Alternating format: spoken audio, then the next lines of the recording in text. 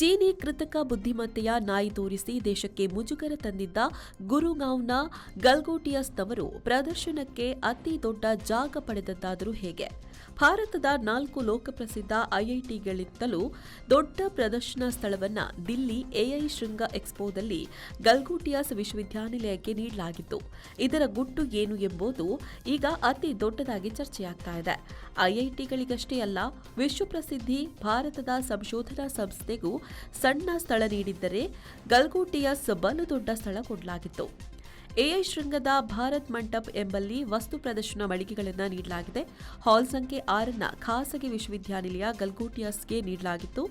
ಅದು ಪಡೆದಿದ್ದ ಬೂತ್ 155 ಚದರ ಮೀಟರ್ ದೊಡ್ಡದಾಗಿದೆ. ಇದು ಖ್ಯಾತ 4 ಐಐಟಿಗಳು ಮತ್ತು ಅತಿ ದೊಡ್ಡ ಸಂಶೋಧನಾ ಸಂಸ್ಥೆ ಇವುಗಳಿಗೆಲ್ಲ ನೀಡಿದಂತಹ ಸ್ಥಳದ 15-20% ಮಾತ್ರ ವಿಸ್ತೀರ್ಣ ಹೊಂದಿದ್ದಾಗಿದೆ.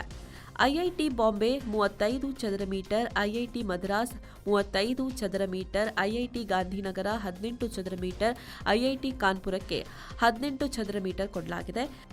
ಬೆಂಗಳೂರಿನ ಟಾಟಾ ಇನ್ಸ್ಟಿಟ್ಯೂಷನ್ಗಳಾದರೂ ಕೂಡ ಅಷ್ಟೇ, ಇಸ್ರೋಗಾದರೂ ಅಷ್ಟೇ, ಗಾಂಧೀಜಿ ಹೆಸರಿನ ಗಾಂಧಿನಗರ ಸಣ್ಣ ಸ್ಥಳ ಪಡೆದಿರೋದು ಈಗ ವಿಶೇಷ ವಿಚಾರವೇನಲ್ಲ.